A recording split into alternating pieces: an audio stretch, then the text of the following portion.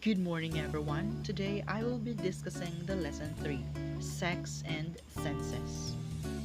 But before I proceed, let's familiarize first the words used in this lesson. First is the sensorium. It is the totality of our senses and perception. It is a conglomerate of the individual sense organs. Olfaction is the sense of smell, while the tactile is something associated with touch. Pheromone is a substance believed to be emitted by organism and which is thought to be influencing social behaviors.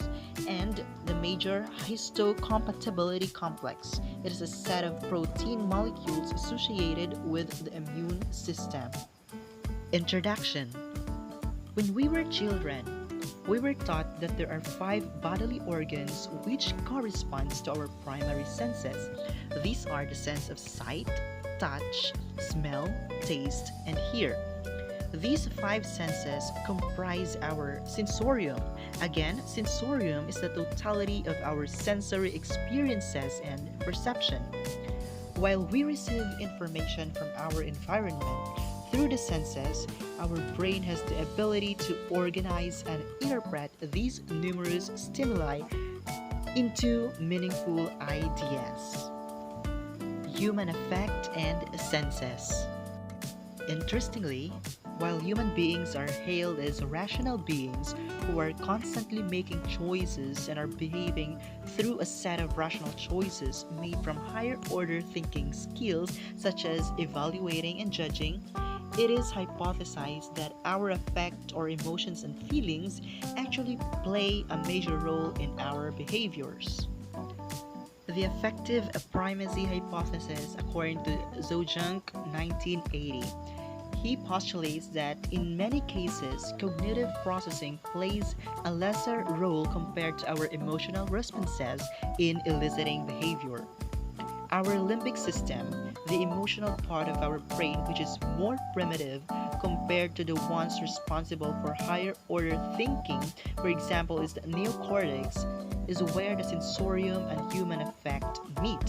Imagine walking in the woods when all of a sudden a venomous snake drops down in front of you. And how will you respond? As part of our mechanism for evolution, humans like us have three primary emotional responses. These are the fight, flight, or freeze. A fight response is when we face adverse or dangerous stimuli squarely. This would mean grabbing the nearest solid object and throwing it into the snake to shoo the snake away. A flight response, on the other hand, is when we move away from the adverse or dangerous stimuli. This would mean running away from the place, finding the new route where the snake cannot find you.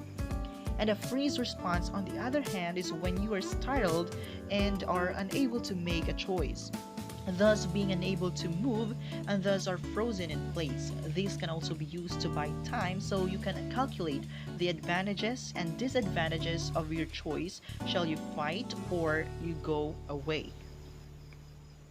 Senses and sexuality. Having provided an overview on how human affect the sensorium and the brain's limbic system coordinate, we are now ready to discuss how various senses play in the human sexual response. Humans are predominantly visual. Our societies highly rely on visual culture to create meaning and convey information. For instance, our language is a visual component, as observed from our writing systems. Walking down the streets, you will see a lot of signs which direct you what to do or not to do. In the context of human sexuality, some studies have explored gender difference in visual stimuli and sexual arousal. For instance, the study of Ropp and Wall in 2007 found that men respond more to visual sexual stimuli and tend to be influenced by the sex of the actors in the sexual scenario. This means that when confronted by an intimate interaction, men would tend to be rather influenced by visual cues. For example, is how the person looks physically or what the person is wearing. In the same study, on the other hand, women are found to be more influenced by context. although they too are responsive to the sexual content of a visual stimuli. This means that when confronted by an intimate interaction, women tend to be rather influenced by the nature of relationship they have with another person. Like, for example, is the other person someone they know and can trust? Let's move on to olfactory experience. Olfaction is non-human animals which are believed to be microscopic organisms or organisms having greater sense of smell have been an interest among psychologists since the 1950s. Conversely, human and apes are generally believed to be microscopic or lesser levels of olfaction compared to their non-ape counterparts. However, recent studies in the field of human sexuality show that while we humans have limited olfaction, sense of smell may play an important part in our sexual response.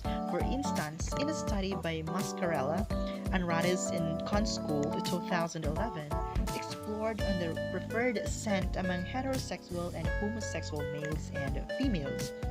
This study found that heterosexual males who participated in their study tend to like wearing floral sweet but want musky spicy scent to be worn by their partners.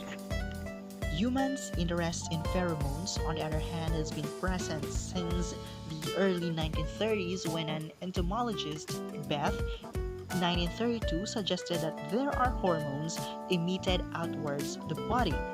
These are called the ectohormones. In a few decades, the term was replaced with the word pheromones, and eventually the concept has generalized to be true also to mammals. In the 1970s, for instance, the McClintock effect, 1971, or menstrual synchrony, the observation that females in the same dormitory usually would have their menstruation at nearly the same time was thought to be due to pheromones. These culminated in the 1980s when the presence of a human pheromone was hypothesized. What do scientists think of human pheromones do? First, it is thought to act as attractants of the opposite sex, repellents of the same sex, stabilizer of mother-infant bond, and modulators of menstrual cycle, according to Cutler 1999. Some chemicals thought to be human hormones are: first is the androstenedione, or AND, a testosterone-like substance found in male sweat, saliva, and urine. Second is the estratetrenol, or EST, an estrogen-like found in female urine. And lastly is the 1-pyrroline, substance found in human semen, public sweat, and smegma. However, there are those who dispute the presence of human pheromones because modern studies could not replicate what has been believed to be effect of putative pheromones on social behaviors. Hence, it is an interesting area of research to really explore if pheromones truly exist as they are believed to be. And now let's move over to the tactile experience. Touch is observed to be an element of intimacy. Our skin accounts for 16 to 20% of our body weight. It is a sensitive organ as every square inch houses more than 1,000 nerve endings. Touching, just like any other behavior, may also be governed by social norms. As a sensation, touch has some elements. Tactile element pertains to the experience relative to the object being felt. Is it rough? Is it smooth? Is it surface hard or soft? Then there's a thermal element. Is it warm or cold? Finally, there is a vibrational element. Is the pressure of the touch strong or weak? Is the sensation moving and pulsating or steady and stationary? When we touch, our body produces a hormone called oxytocin. It is referred to as the love hormone. Oxytocin is believed to influence tribal behaviors and maternal bonding. Human touch is essential in social jobs. It is always a consensual act to touch and be touched. Touch is suggested to be one of the love languages in intimate relationships. A person whose love language is touch is more likely to give and receive a tactile stimulation from others through holding, hugging, and other physical connections. Now let's go on to auditory experience. Social interactions are both visual and auditory. Our human language frequently has a verbal counterpart to the written counterpart. The written language, indeed, prior to the invention of the writing system, much of our culture was transmitted orally, was created.